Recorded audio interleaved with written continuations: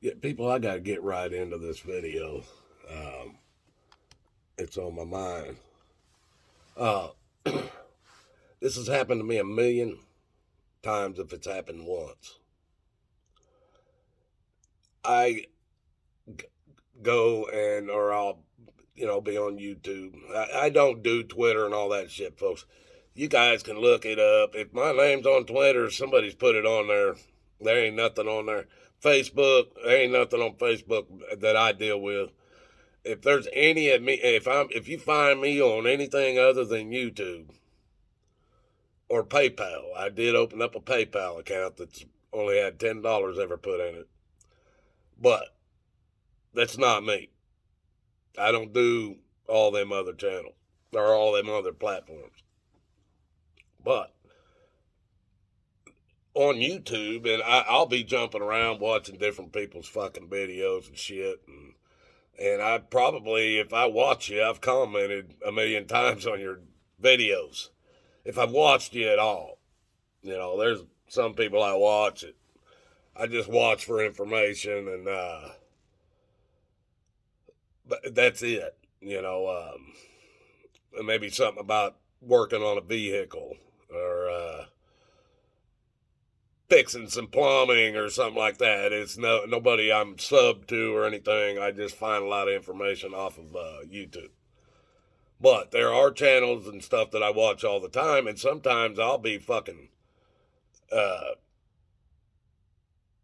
something will be rolling in my life, some thought or something that's happened that's made me think something, and fucking I'll go and I'll be watching a video, and all of a sudden, I might have even said done a video on it or something, and my ego think that these people actually saw my video and they are actually commenting to me in their video. Yes, my ego gets the best of me sometimes too, folks. I ain't no different than you guys. I don't claim to be any different in any way. My body's still the same body you got. They all work the same. But anyway, I'll be watching a video and they'll be saying something, and I'll be like, these motherfuckers got a camera on me. What the fuck? This motherfucker's talking directly to me. That's it, buddy. Now I'm going to hammer him. Then I come back and find out they didn't even know who the fuck I am. I wasn't even in the thought of what they were saying. Had to move that heater out a little bit. It's way too hot. That's why I got this plastic up now, folks. I made me a little cocoon that I could smoke my cigarettes in and be warm in the fucking winter. I can't smoke them in the house. And I wouldn't anyway, even if my wife would let me. I rent the place. But I swear I've watched I don't know how many videos. I was for sure these people were talking directly to me. And I was going to comment back. Come to find out later, it wasn't even me they was talking to. They didn't even know me. My ego thought they knew me. Hell, I was convinced they had a camera on me. That's how close it hit the home, folks. That's what I'm talking about. And I know people that I have done videos about have taken this exactly the same way. Exactly. There's no doubt. Because they accuse me of saying something to them personally. And they might have not have even been a forethought. But just because somebody does something, I can guarantee you, out of 6 billion people on this earth, if there's that many, 7 billion, however many billions or millions of people, hundreds, thousands of people. I don't know. I go by the same fucking information you get. I ain't never been able to count the people in my city, let alone in the world. And I don't do none of them census shit. How they count me? If I'm not the only one, I guarantee you that don't answer censuses. The house I live in don't answer them because I get the mail. And I throw them bitches away. So nobody in my house is getting those censuses. So how can they know how many motherfuckers in this world? Ain't no way, folks. Anyway. Where was I going with this?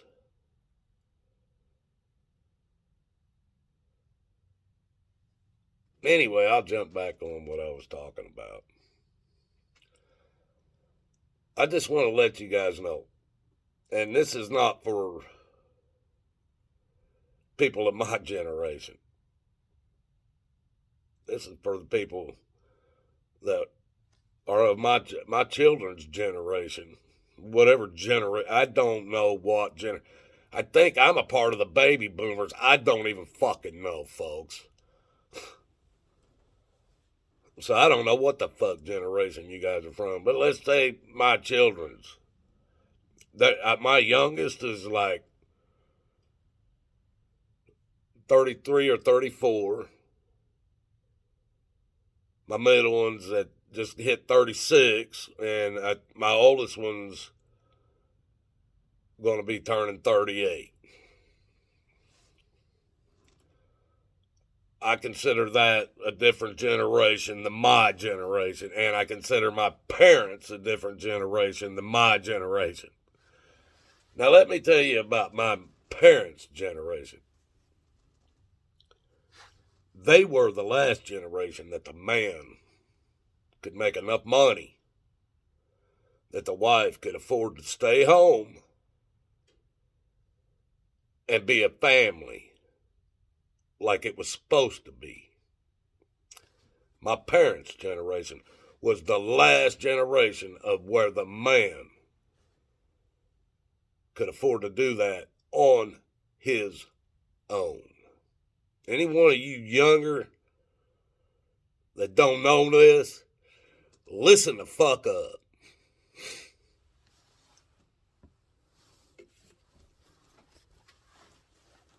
My dad he was making, $18 an hour when I was a baby in Indianapolis working for the union. He was a painter for the painters union. He did industrial shit. He did gas stations and water towers and skyscrapers and shit like that. He was making $18 an hour then, and every 10 foot he went into the air, he was paid more money. This is why my dad liked to work high in the air. He was not scared of heights. And my mom, now, my dad, like I said, was making $18 an hour base pay. He was in the union. The only person at the company he worked for that was higher than my dad was the owner of the company. My dad, they put in a brand new van every 4 years. Brand spanking new, everything in it, all equipment, brushes, rollers, spray rigs, texture machines, whatever they might have had. They didn't have texture machines because they were doing commercial shit. Everything he would need, every 4 years, he got brand new, top of the line shit, brand new van, everything go with it, ladders, everything. Because he was a working foreman. Everything he asked you to do, he would do right next to you. In the union. He made enough money, our family bills. First house, and we grew up in it. I was about 3 when we moved into it, and when I came out of the military in 1983, my car was parked outside of it. I loaded my car and left and never went back to live. It was $160 a month. We didn't have air conditioning. We had gas heat, whatever that little bill was, during the winter, because we didn't, other than the gas or to heat the, and my dad did bitch about that too. In order to heat the water to take a bath or to heat the water to wash clothes or dishes, he bitched about. But come on, folks, his first 11 years of his life was a Great Depression, so I can understand that. But,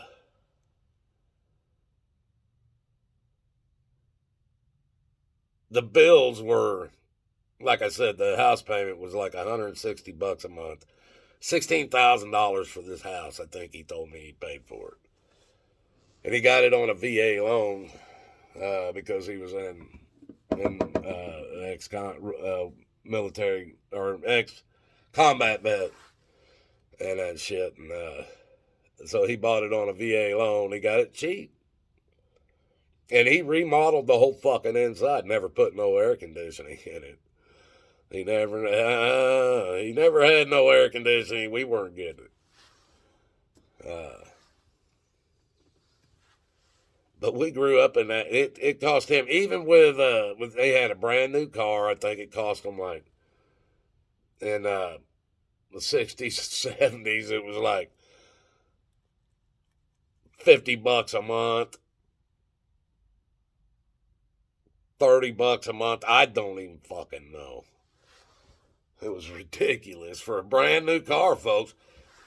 People, in 1970, you could buy a brand new fucking Roadrunner, Super B Roadrunner, with a 440 Magnum 6-pack in it. As a matter of fact, you could have special ordered it with a 426 Hemi until 1971. And that's when they stopped that shit.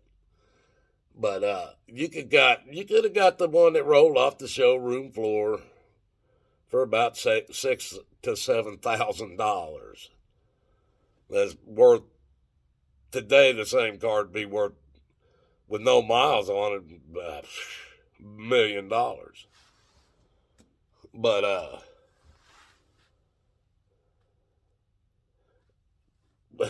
he bought the Chevy Impalas, station wagons, to pull the motor, or to pull the campers, the pull-along campers we had, because we traveled a lot and shit. So this is what, and we had a motor home at one time. Now, at the time, my dad had his motor home, the fucking house, all the bills of the house, and everything.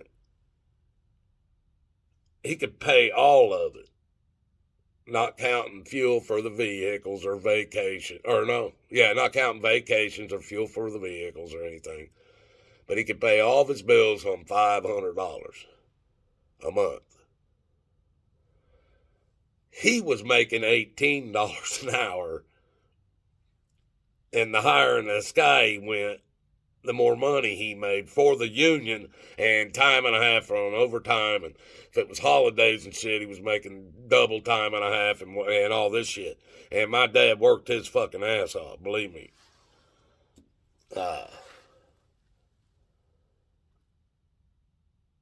He brought home a 1-week paycheck that he could have paid his bills 3 times in 1 month with 1 week's paycheck.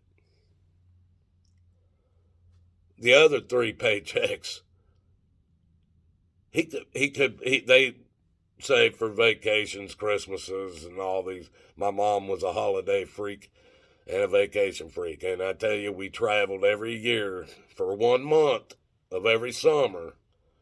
We either pulled our camper or got in a motor home and went one way or another in this country, south to Florida or west to fucking California, Arizona, Washington, wherever, West Coast, we went either west or south. Did it for most of my childhood.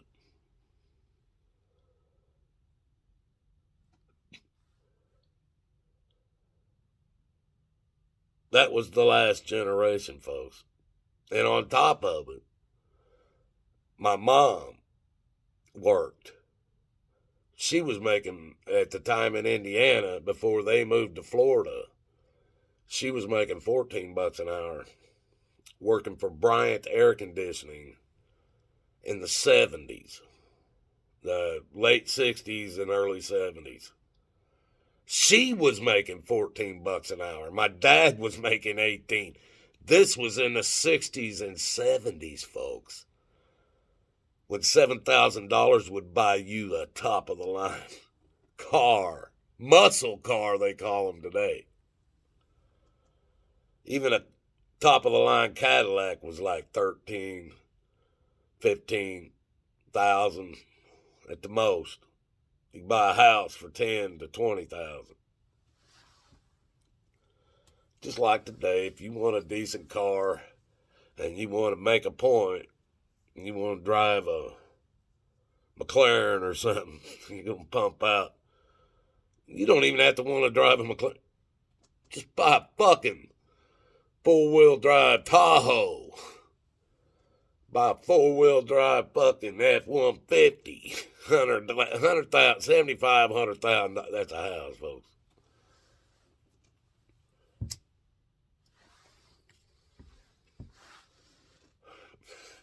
Most of you making less money than my dad made in the 60s and 70s, than my mom made in the 60s and 70s. But you young people think you got it all figured out. I hear some of you. I've done it all. I've done it all. People, I wouldn't even say I've done it all.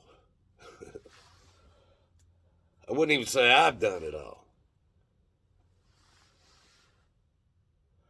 But let me give you a little rundown.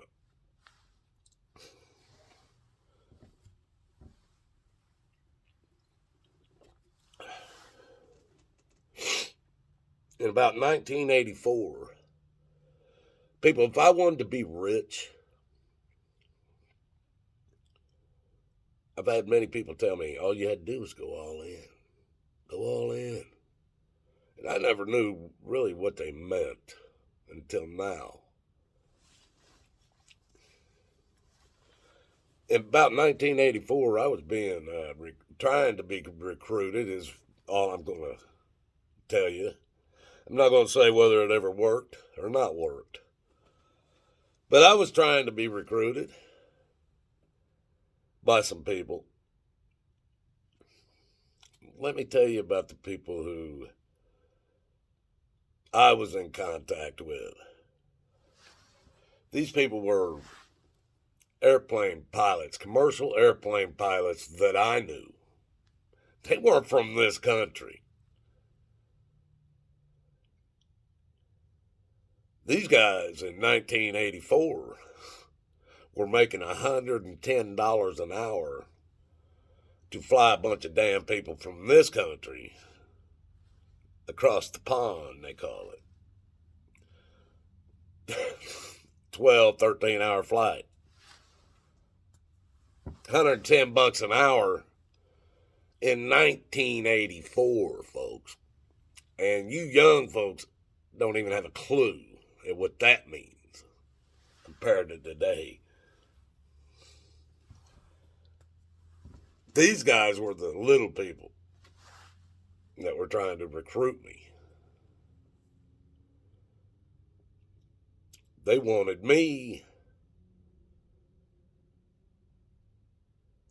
to drive sailboats.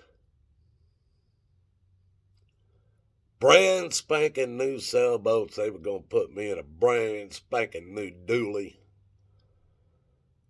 and drive this sailboat from South Florida to New York.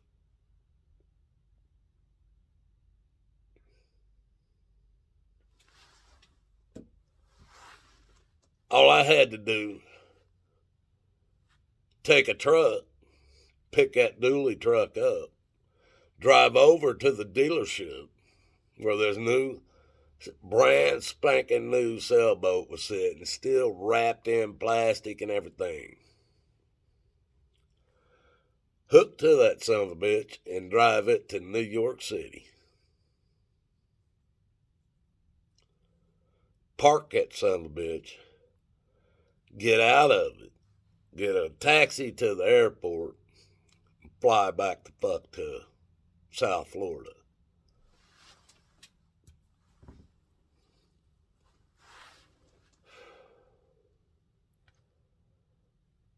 Did I mention these people weren't citizens of the United States?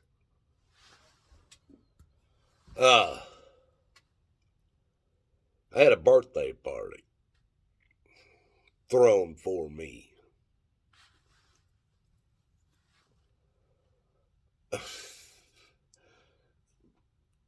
Everybody I knew was there, and so a lot of them I didn't know was there. But everybody I knew was there. Let's just put it like that. These guys, or one of these guys, one of these pilots, walks me back into a bedroom. Now, he come through and there was a mirror that was hanging on the fucking wall in the living room area. And he grabbed that son of a bitch. He goes, "Hey, come with me." I said, "All right." We walked back into this fucking bedroom. He goes, "Man, I just want to wish you a happy birthday." He laid this mirror out on this fucking table I had in my bedroom. And he dumped a bag of cocaine onto this mirror that I can only say this pile was it that tall on the mirror when he got through dumping it. He goes, "Happy birthday, man. You can do with it what you want. If you want to bag it up, sell it, whatever you want, you can do it, or you can share it with the crowd."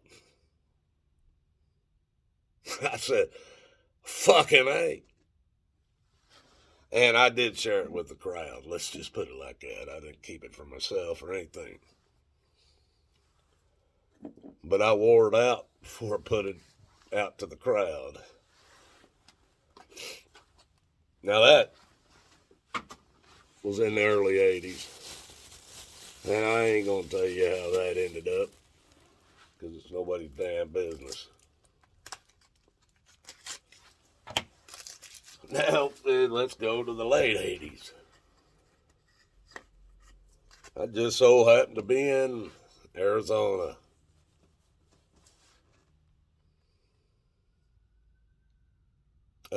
We're 23 minutes in. That'll have to wait. You guys don't even want to watch this long. That's a better story than the one I just told. But I just want to end it like this. You guys that think you've, at 30, 40 even. No, I ain't going over that. You people from the age of about 25 to 40 that think you got it all figured out. And then you've seen it all, you've done it all, it's all, you've been through it all. I would never say that. Because there's a lot of people I talk to that's been through shit I ain't never been through.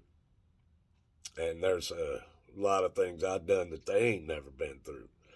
But there ain't no damn buddy I ever met in 60 fucking years that has been through it all. And that is an ignorant statement to make. Because maybe I'll make part 2. and finish what I was getting into. Then again, maybe not. Like, share, and subscribe, and maybe I will. You know them views are the most important thing.